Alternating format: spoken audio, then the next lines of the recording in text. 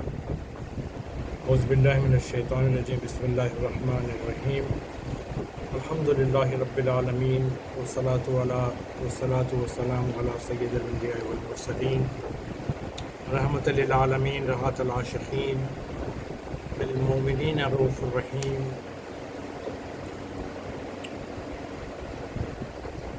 وعلی آلہ وبارک وسلم۔ ہم دعا کے ساتھ اسوہ رسول کی آخری تقریر شروع کرتے ہیں۔ یا ارحم الراحمین یا ارحم الراحمین یا ارحم الراحمین، الہی و سیدی و مولایا، یا اللہ امت مسلمہ کے ایمان کی حفاظت فرما، یا اللہ امت کو کامل ایمان عطا فرما، امت کے دین و دنیا کی حاجتیں پورا فرما، امت کے بیماروں کو شفاء کاملہ عطا فرما، امت کے بے روزگاروں کو روزی عطا فرما، امت محمد صلی اللہ علیہ وآلہ وسلم کے پریشان حالوں کی پریشانیوں کو دور فرما، جو بے خصوص جیلوں میں بند ہیں ان کی رہائی کے معاملات فرما، یا اللہ امت مسلمہ انس و جن کی مغفرت فرما، امت مسلمہ انس و جن پر رحم فرما، امت مسلمہ میں مرنے والوں کا خاتمہ بالخیر فرما، بحق محمد صلی اللہ علیہ وآلہ وسلم یا ذا الجلال والاکرام۔ ہم اسوہ رسول پر آخری تقریر پر بات کر رہے ہیں۔ جو فکر آپ کے سامنے پیش کی گئی پچھلی تقریروں میں وہ مسلسل تھی۔ اگر اسلام کی تاریخ صحیح معنی میں لکھی جائے، اس میں ختمی مرتبت کا مقام کیا ہوگا، اس میں رسول اللہ کی جگہ کیا ہوگی، اسوہ رسول کا مقام کیا ہوگا۔ تاریخ ایکچولی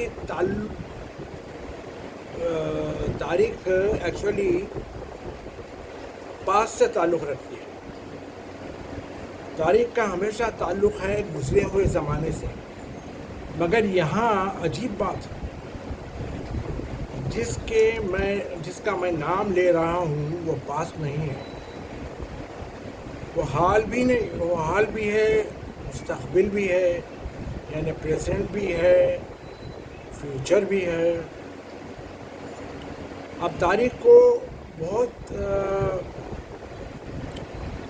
سمجھ کے آگے بڑھنا پڑے گا کہ شاید پورے تاریخ اسلام پر ایک ہی ذات محیط ہو جائے گی، ایک ہی ذات گرامی پوری تاریخ پر چھا جائے گی، ایک ہی سلسلے کا نام ہے محمد صلی اللہ علیہ وسلم۔ ایک بات غور کرنے کی کوشش کیجیے، وہ یہ ہے کہ ہم اپنی زندگی میں اٹھنا بیٹھنا سونا جاگنا جو کچھ بھی ہے ہمارا، اس میں کوئی وقت ایسا ہے کہ ہم اسلام سے الگ ہو سکیں؟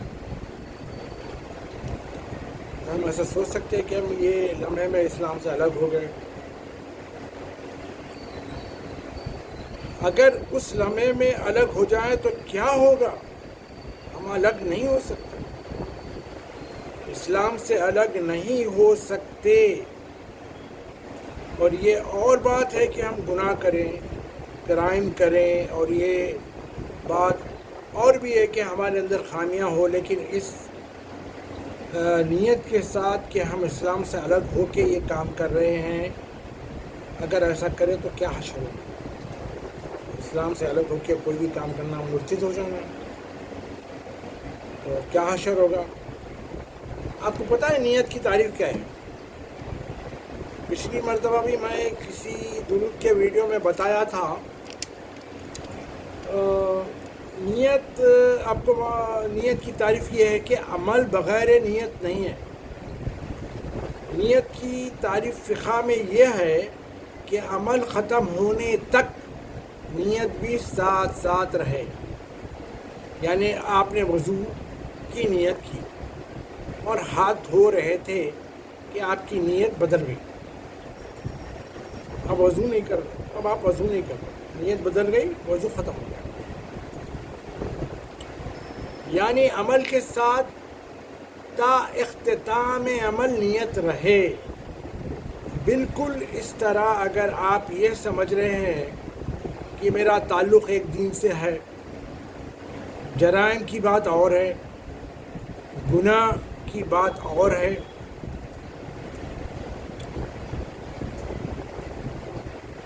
مگر نیت تو بدل نہیں سکتی۔ اسلام ہے، اگر اس اسلام کے مطابق آپ کو ایک بات یہ سمجھنا چاہیے کہ یہ اسلام اصل میں نام ہے، رسالت کا اپلیکیشن ہے۔ رسالت کی اپلیکیشن کا نام ہے اسلام۔ رسالت کا اطلاق کا نام ہے اسلام۔ اپلیکیشن آپ سمجھتے ہیں کہ انسان کچھ چیز اگر کرتا ہے، کچھ سیکھتا ہے تو اس کو عمل پیرا کرنے کا نام ہے اپلیکیشن، اس کو بولتے ہیں اپلیکیشن۔ سمجھے آپ؟ تو ہم آج کل اس دنیا میں بسر کر رہے ہیں جہاں سارے علوم اپلائیڈ ہیں۔ اپلائیڈ کے معنی اطلاق پا کر ہم اس سے فائدہ اٹھا رہے ہیں۔ لا الہ الا اللہ کا اپلیکیشن یہ ہے کہ ساری یونیورس میں عدل ہی عدل ہے، ساری کائنات وحدت ہی وحدت ہے۔ محمد الرسول اللہ کا اپلیکیشن یہ ہے کہ ہم مسلمان تھے، ہے، قیامت تک رہیں گے، اور جب محشر میں آئیں گے تو انہی کا دامن پکڑ کر کہیں گے آپ ذمہ دار ہیں ہمارے۔ یہ ہے رسالت کا اپلیکیشن۔ آج ہم رسالت کی اپلیکیشن پہ غور کر رہے ہیں کہ رسالت جو اپلائیڈ ہے، ماضی نہیں ہے، پاسٹ نہیں ہے، میرے لیے حال ہے، پریزنٹ ہے، میرے بچوں کے لیے مستقبل ہے، آنے والی نسلوں کے لیے یقینی ہے۔ اسلام ہے، اور اس طرح سے اس کا اپلیکیشن ہر دور میں ہوگا۔ اس لیے نبی اول بھی ہے، نبی آخر بھی ہے، میرے لیے بھی ہے، میری اولاد کے لیے بھی ہے، میرے باپ دادا کے لیے بھی تھے۔ اپلائی کر کے بتلا رہا ہوں۔ یہاں عقل کی باتیں ہیں، یہاں فکر کی باتیں ہیں۔ یہ ذات گرامی جو اول بھی ہے اور آخر بھی ہے، ہمارے دلوں میں ایک مقام رکھتی ہے، اور وہ مقام اتنا بلند ہے کہ عام طور پر کلمہ پڑھنے والے، مجھے حیرت ہے فکر کیوں نہیں کرتے۔ رسول اللہ کا ایک مقام ہے، انسانیت کا ایک کمال ہے، بندگی کی ایک انتہا ہے۔ در دل مسلم مقام مصطفیٰ است، مسلم کے دل میں ہے مقام مصطفیٰ۔ آبروئے ماز نام مصطفیٰ، ہماری آبرو، ہماری عزت مصطفیٰ کے نام سے ہے۔ کسی کو انکار ہے اس بات کا؟ بوریا ممون خواب راہ آتش، بوریے پہ سونے والا اور تخت کسریٰ زیر پائے امتش۔ اس کی امت کے لیے تخت کسریٰ ہے، خود بوریا پسند ہے، امت کے لیے تخت کسریٰ چھوڑ گئے لیکن خود بوریا پسند ہے۔ کلمہ تو ہم پڑھ لیتے ہیں، عجب رسم ہے، کبھی غور ہی نہیں کیا کلمہ کس کا پڑھ رہے ہیں۔ خدا کے لیے سوچئے، رسول اللہ کو کیا حق تھا کہ قرآن سے کیا جواز تھا؟ غور سے سنیے اور پوچھئے کسی اور سے چاہو تو، رسول اللہ کو کیا جواز تھا قرآن سے؟ وہی نے کیا اجازت دی تھی کلمے میں اللہ کے نام کے ساتھ اپنا نام شامل کریں؟ وہ کون سی آیت ہے جہاں یہ جواز ہو کہ کلمے میں ہمارے نام کے ساتھ تمہارا نام ہو؟ کلمہ پڑھنے والے تو پڑھے جا رہے ہیں. کبھی غور بھی کیا ہے؟ اگر اپنی طرف سے کیا تو یعنی رسول اللہ اپنی طرف سے نام شامل کر لیے تو پھر نعوذ باللہ مبالغہ کیا، بندگی کی حد سے آگے بڑھ گئے ہو، اپنے لیے ایک مقام بلند کو پسند کیا، نام معبود کے ساتھ اپنے نام کو ملا لیا. اگر اپنی طرف سے کیا تو اب تو کلمہ پڑھنے والوں کو علم ہو جانا چاہیے مالک کی مرضی سے یہ ہے کہ اللہ کے ساتھ اس کا نام آئے، کیونکہ وہ کوئی کام مالک کی مرضی کے نہیں لیے کے بغیر نہیں کرتا. رسالت کے بعد تو اس کی مرضی کوئی نہیں ہے، مالک کی مرضی ہی مرضی ہے اس کی.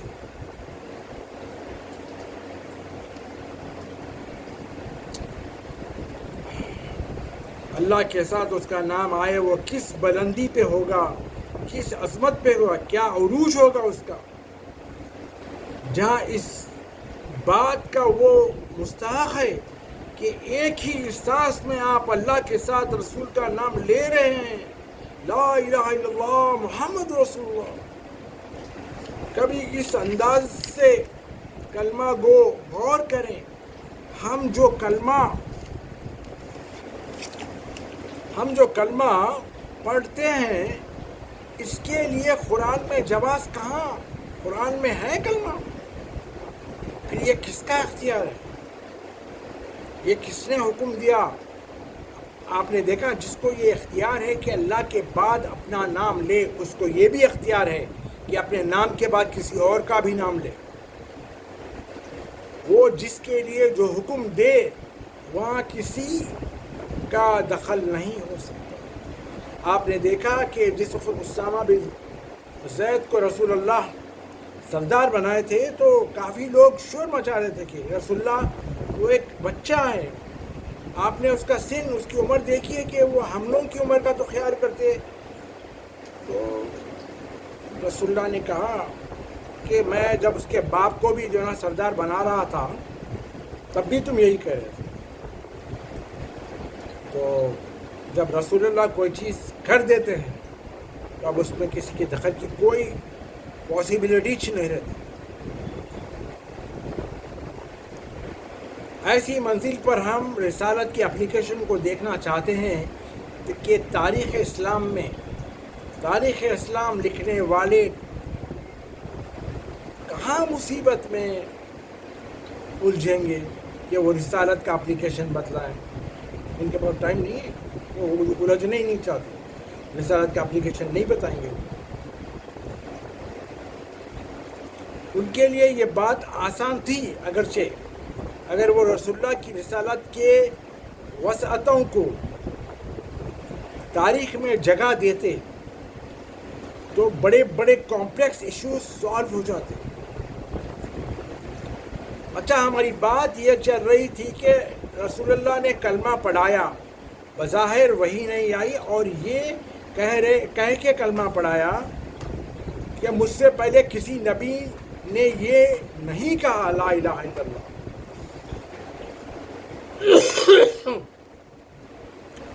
رسول اللہ سے پہلے کسی نبی 1,23,999 نبی آئے مگر کسی نے نہیں کہا لا الہ الا اللہ. یہ لا الہ الا اللہ حالانکہ سب مواحد تھے، سب ایک اللہ کی عبادت کی دعوت دیتے تھے، لیکن کسی کے ساتھ لا الہ الا اللہ مخصوص نہیں تھا. جب تو رسول اللہ نے فرمایا یہ جملہ مجھ سے مخصوص ہے، حالانکہ سب نبی ایک اللہ کو ماننے والے تھے، اکثر و بیشتر عربی زبان بولنے والے نبی تھے، مگر لا الہ الا اللہ رسول اللہ سے مخصوص ہے. جب کلمے کا پہلا پارٹ ان سے مخصوص ہے تو دوسرا پارٹ بھی انہی سے مخصوص ہے. ہم صبح شام کلمہ تو پڑھ لیتے ہیں، پر کبھی غور کیا ان کی حقیقت کیا ہے؟ ان کی حقیقت کیا ہوگی؟ اس سلسلے میں 41 سورہ ہے، سورہ فصیلت، حمیم سجدہ سے شروع ہو رہا ہے. اس میں اللہ تعالیٰ فرماتے ہیں قال الذین کفروا، کافر یہ کہتے ہیں کہ جب نبی قرآن پڑھنے لگے تو نہ سنو. انہوں نے کافر کیا کر لیا معلوم ہے؟ آپس میں بات کر لیے کہ نبی کریم صلی اللہ علیہ وآلہ وسلم جب قرآن پڑھنے لگے تو کیا کرو؟ شور مچاؤ، بک بک کرو، اپنی طرف سے کچھ اضافہ کرو، خافیہ ردیف کو مینج کر کے، تاکہ تم غالب ہو جاؤ. یعنی کافر یہ ڈیسائیڈ کر لیا. جب ایک دن سورہ میں پچھلے ٹائم بات کر رہا تھا کہ رسول اللہ سورہ نجم کی تلاوت فرما رہے تھے تو یہ لوگ شور مچانا شروع کر مسجد کے دروازے سے. تو کسی نے کہہ دیا کہ بتوں کی سفارش کے بارے میں جو ہے نا کسی نے ایک جملہ کس دیا. تو پیغمبر کی آواز کا پتہ ہی نہیں چلا، اس لیے ان کے دلوں میں شبہ تھا پہلے سے، اور کسی نے آواز لگا دی بتوں کی شفاعت کی. وہ لوگ قرآن سننا ہی نہیں چاہتے تھے، تو وہ بتوں کی سفارش کی آواز کو لوگوں نے جو نا مسلمانوں نے بھی کچھ گٹ کنفیوز ہو گئے. بہرحال کیونکہ ان کے اندر خوف تھا، اگر وہ قرآن سنیں گے تو وہ بت پرستی آئیڈل ورشپ کا راستہ چھوڑ دیں گے، ہٹ جائیں گے. اسی لیے قرآن کو نہ سنو، اسی لیے شور مچاؤ. پیغمبر آئے، اب اندازہ کریے پیغمبر آئے کس کے درمیان؟ جاہلوں کے درمیان، خود پرستوں کے درمیان، اپنے نفسوں کی خواہشوں پہ چلنے والوں کے درمیان. ہائے ہائے ہائے، 13 برس کی تبلیغ کے باوجود جب مدینہ منورہ آقا عالمین صلی اللہ علیہ وآلہ وسلم تشریف لے گئے، اس کے کچھ عرصے بعد جنگ بدر ہوئی. جنگ بدر میں فتح ہوئی. جب فتح ہو جانے کے بعد مال غنیمت جمع ہوا. مال غنیمت میں بہت سارے لوگوں کی ایک چیز پہ نظر تھی، سب کی نظر اس کی وہ چیز کے اوپر تھی. ایک وہ چیز نظر نہیں آئی، غائب ہو گئی. تو لوگوں نے کہا نعوذ باللہ من ذالک، نبی نے چھپا لیا. نعوذ باللہ من ذالک کہنے لگے لوگوں نے، نبی نے چھپا لیا ہوگا. فوراً وحی آئی وما کان علی نبی ان یغل، سورہ عمران آیت نمبر 161. یہ نبی کا کام نہیں ہے نبی چھپا لے، یہ نبی کا کام نہیں ہے کہ نبی کوئی چیز چھپا لے. یہ نبی یا نبی کوئی دھوکہ دے.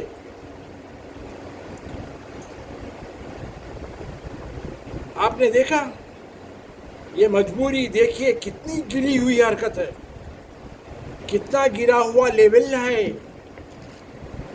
یہی حرکت پر میرا کلیجہ منہ میں آ گیا تھا.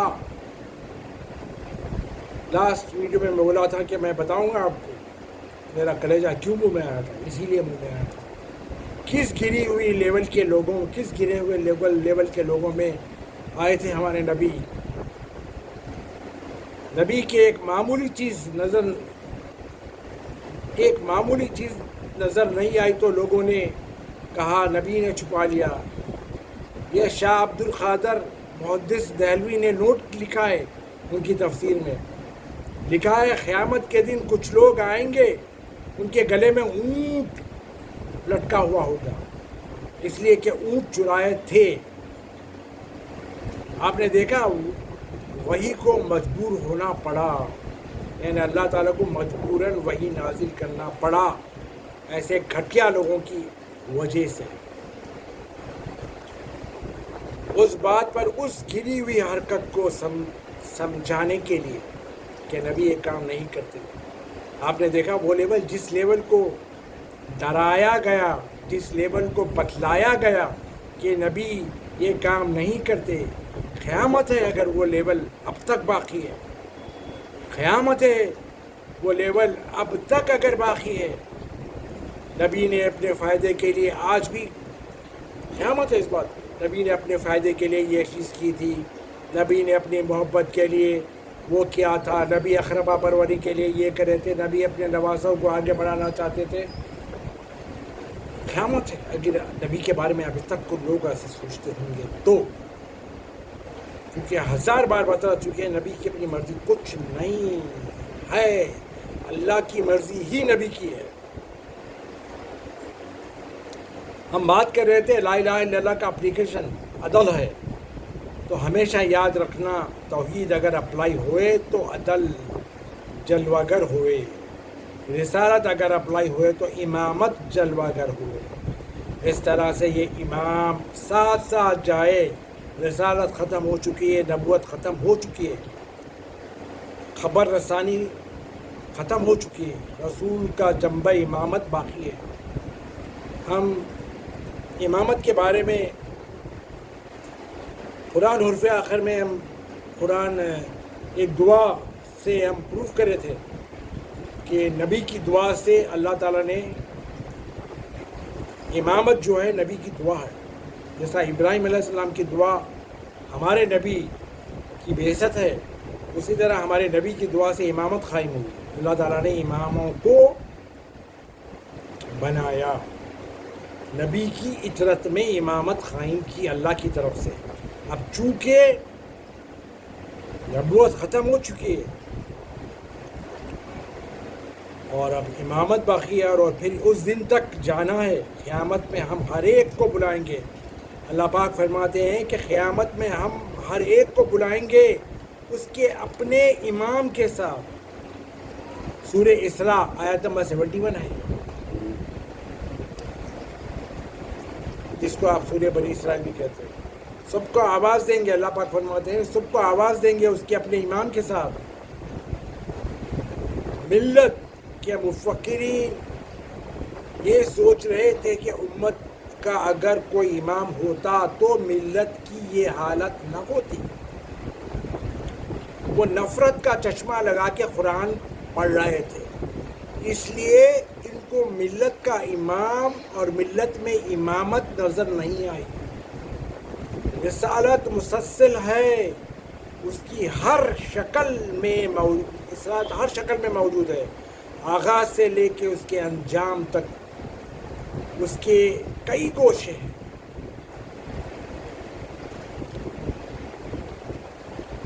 رسالت ختم ہو جاتی ہے، امامت شروع ہو جاتی ہے، ہدایت کا سلسلہ بدل جاتا ہے۔ ایک بات یاد رکھیے، کائنات میں ہر چیز کا ایک مرکز ہے، سینٹر ہے۔ اگر ایک دائرہ بھی ہوتا ہے نا تو اس کا بیچ میں سینٹر ہوتا ہے، اسی پہ دائرہ قائم ہوتا ہے۔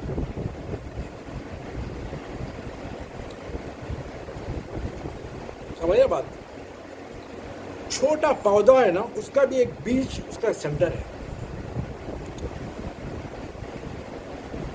پھل ہے تو اس کا بھی ایک سینٹر ہے۔ ایٹم، اگر ایٹم ہے تو اس کا بھی ایک سینٹر ہے۔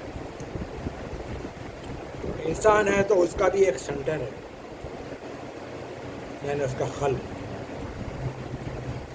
یہ سائنس سے ثابت ہے کہ بغیر سینٹر کے کوئی چیز نہیں ہے۔ اگر کوئی اپنے مرکز کو نہ جانے، اگر میں اپنے مرکز کو نہ جانوں، میرا مرکز میرا دل ہے، تو اس کا مطلب یہ تو نہیں ہے نا کہ میں دل نہیں ہے۔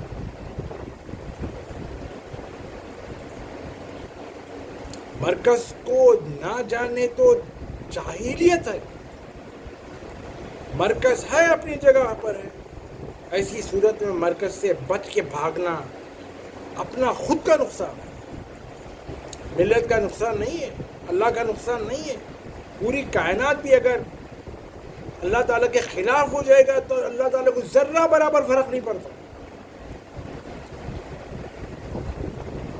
ایسی صورت میں سب سے پہلے جس مرکز پہ نظر ڈالتے ہیں اولین و آخرین میں، وہ یقیناً ہم سب کے لیے قابل قبول ہے. اور اسی پر بات ہو رہی تھی کہ وہ مرکز ذات پاک محمد مصطفیٰ احمد مجتبیٰ صلی اللہ علیہ وآلہ وسلم ہے. اس مرکز سے تو دنیا آگاہ ہو، اس مرکز کو تو دنیا پہچانے. کلمہ پڑھ کے ٹالنا دے بات کو. اس مرکز کو تو پہچاننے کہ کلمہ کیوں پڑھوا رہے ہیں.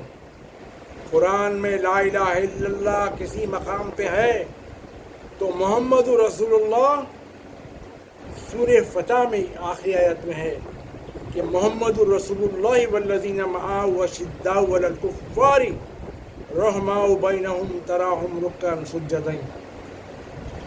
یہ سورہ فتح کی آخری آیت میں محمد رسول اللہ سے اسٹارٹ ہو رہا ہے. لا الہ الا اللہ جیسا اللہ لا الہ الا اللہ، کئی جگہ لا الہ الا اللہ سے اسٹارٹ ہوا ہے قرآن میں، اور محمد رسول اللہ یا سورہ فتح کی آخری آیت میں شروع ہو رہا ہے.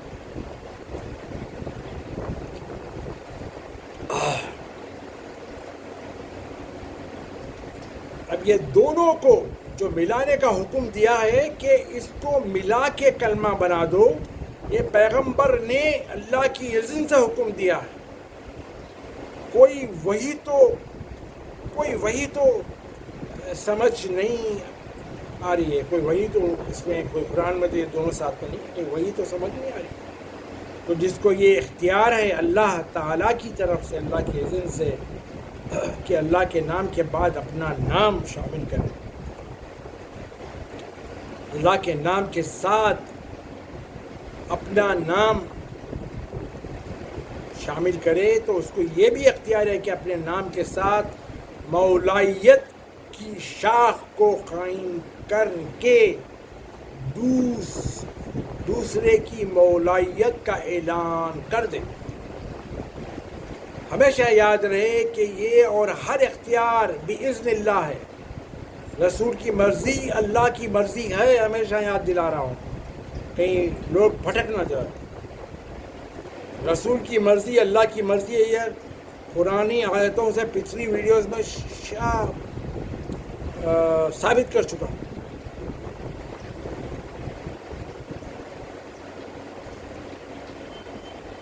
اعلان مولائیت اس لیے تھا تاکہ یہ سلسلہ آگے جائے. رسول کے اختیار میں کوئی داخل نہیں ہو سکتا، کوئی دخل نہیں دے سکتا، وہ جس کو چاہے اذن دے. ایک عجیب بات ہے یہاں اگر کوئی صفائی قلب کے ساتھ آئے تو طاہرین کی بارگاہ میں آئے تو یہاں وحدت فکر بھی ہے، وحدت فکر بھی ملے گی، وحدت عمل بھی ملے گی. یہاں وحدت افکار بھی ہے، وحدت کردار بھی ہے. یہاں سب کا راستہ ایک ہے. رسول اللہ کو کوئی تنہا نہ جانے. جس نے رسول اللہ کو تنہا رکھنے کی فکر کی وہ اپنے عقیدے کے لحاظ سے اپنے آپ کو متزلزل پایا. ہم کو ختمی مرتبت کی طرف سے، اس لیے ہم کو ختمی مرتبت کی طرف سے یہ حکم ملا ہے، دیکھو مجھے تنہا یاد نہ کرو. جب بھی درود پڑھو تو جیسا میں بتایا اس طرح پڑھو، جیسے کہ اللہم صلی علی سیدنا محمد وعلی آل سیدنا محمد کما صلیت علی ابراہیم وعلی آل ابراہیم انک حمید مجید. دیکھو آپ رسول کے نام کے اطراف آل کی بھی اظہار ہے، ابراہیم کی بھی اظہار ہے، آل ابراہیم کی اظہار ہے. رسول تنہا نہیں، حصار پہ حصار ہے، یہ خلے کے اندر ہے رسول۔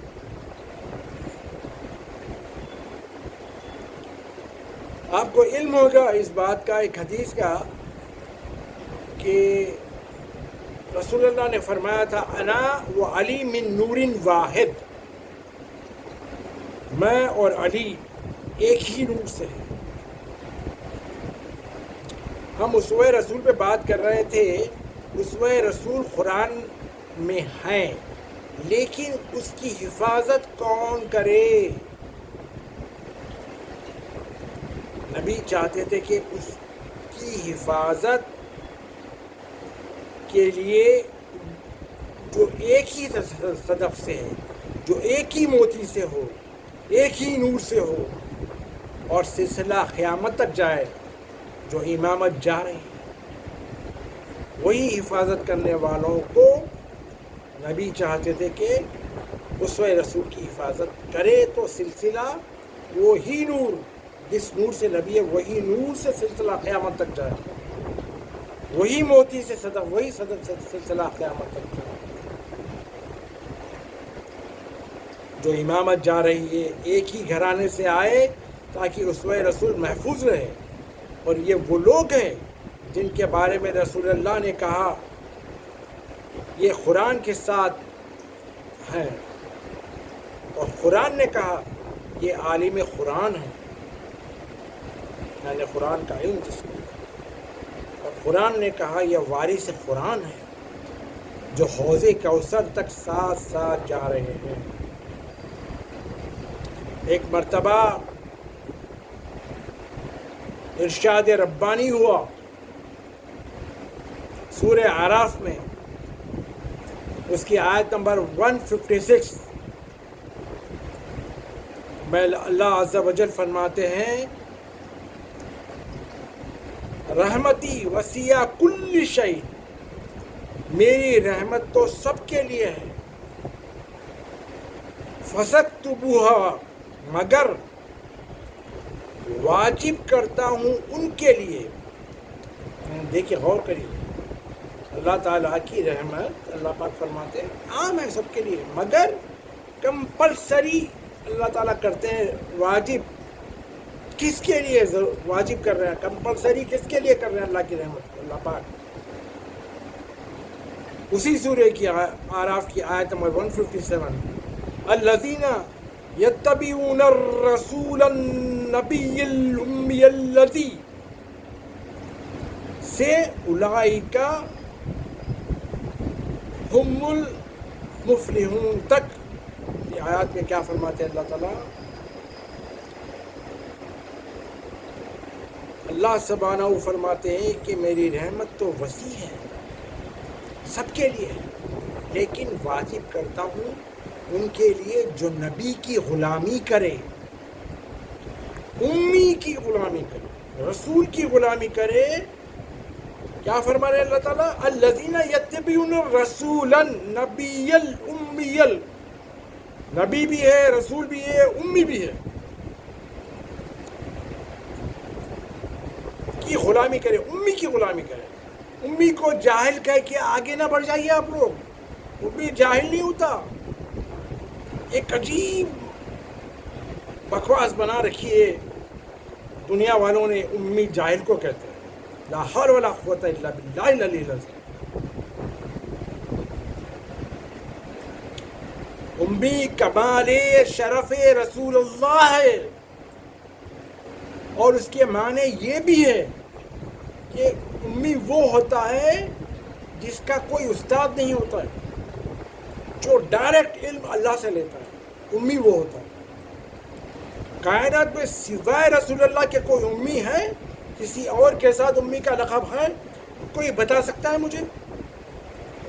جاہلہ تو بہت پڑے ہوئے، اگر امی کا مطلب جہالت ہے، وہ جہالت ہم بہت پڑے ہوئے، جگہ جگہ اللہ تعالیٰ قرآن میں امی امی کا ذکر کرتے تھے، خالی رسول کے ساتھ نہیں کرتے تھے۔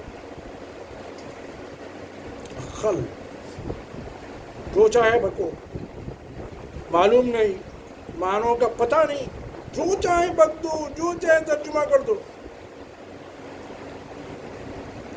استغفر اللہ.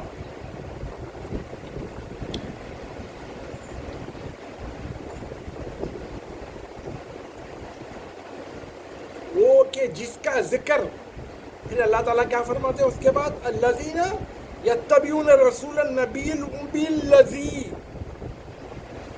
یعنی واجب یعنی کرتے ہیں اللہ تعالیٰ اپنی رحمت کو، جو رسول بھی ہے، نبی بھی ہے، امی بھی ہے، ان کی غلامی کرنے والے کو، جن کا ذکر تورات میں ہے، جس کا ذکر انجیل میں ہے. حکم دیتا ہے کون؟ اللہ کا رسول کے بارے میں فرماتے ہیں اللہ پاک، جو حکم دیتا ہے نیکی کا، روکتا ہے برائی سے، طیب چیزوں کو حلال کرتا ہے، خبیث چیزوں کو ہٹاتا ہے، خبیث چیزوں کو حرام کرتا ہے، ان کے کندھوں کے بوجھ کو ہٹاتا ہے، جن بیڑیوں میں وہ پھنسے ہوئے ہیں وہ کاٹتا ہے. آپ نے دیکھا نبی کے ذمے کیا کیا کام ہے. پھر اللہ تعالیٰ اسی آیت میں ارشاد فرماتے ہیں نبی کو کی جو غلامی کرے اور اس کی تعظیم کرے، تعظیم بھی کرو. اللہ پاک فرماتے ہیں تعظیم بھی کرو، جب نام آئے تو سر جھک جائے. خالی کلمہ نہیں، قرآن جس کے لیے حکم دے رہا ہے کہ تعظیم کرو. قرآن ملت اسلامیہ کو حکم دے رہا ہے کہ نام آئے تو گردنیں جھکے، تعظیم کرو. عظمت کیا، عظمت کا تو خیال کرو. وَنَصَرُوا، اور اللہ پاک فرماتے ہیں کن کن کے بارے میں؟ نبی رسول امی کی غلامی کرے، جس کا ذکر تورات میں ہے، انجیل میں ہے، اور جو برائی سے روکتا ہے، بھلائی کا حکم دیتا ہے، طیب چیزوں کو حلال کرتا ہے، خبیث چیزوں کو حرام کرتا ہے، ان کے کندھوں کا بوجھ ہٹاتا ہے، جو بیڑیوں میں پھنسے ہوئے ان کے بیڑیاں کاٹتا ہے، اور جس کی تعظیم کی جائے، جس کی عظمت کا خیال ہو، اور جس کی مدد کرے.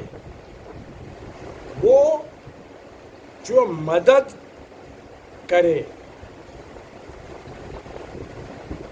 جو اس کے ساتھ جو نصر ہو، یعنی جو وہ مدد کرے اور جنہوں نے اس کی مدد کی. اور اس کے بعد اللہ نے کہا اور نور کی پیروی کرو جو اس کے ساتھ نازل ہوا.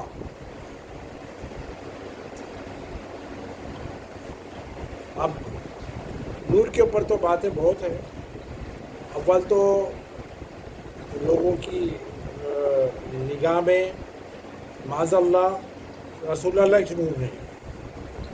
اب یہاں پہ قرآن ہی نور ہے، اور قرآن کے ساتھ واسو بھی نور ہی ہے. وہ نہ آیا قرآن کے ساتھ، وہ نہیں معلوم.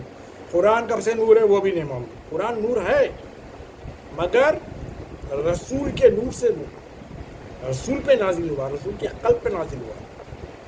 اگر وہی نور نہیں ہے تو پھر قرآن کیسے نور ہوا؟ تو پھر قرآن کے ساتھ جو نبی کے ساتھ نور نازل ہوا، اللہ تعالیٰ اس کی بھی پیروی کرو بول رہے ہیں. تو اللہ پاک بول رہے ہیں وہی فلاح پائیں گے. ایسے لوگوں کے لیے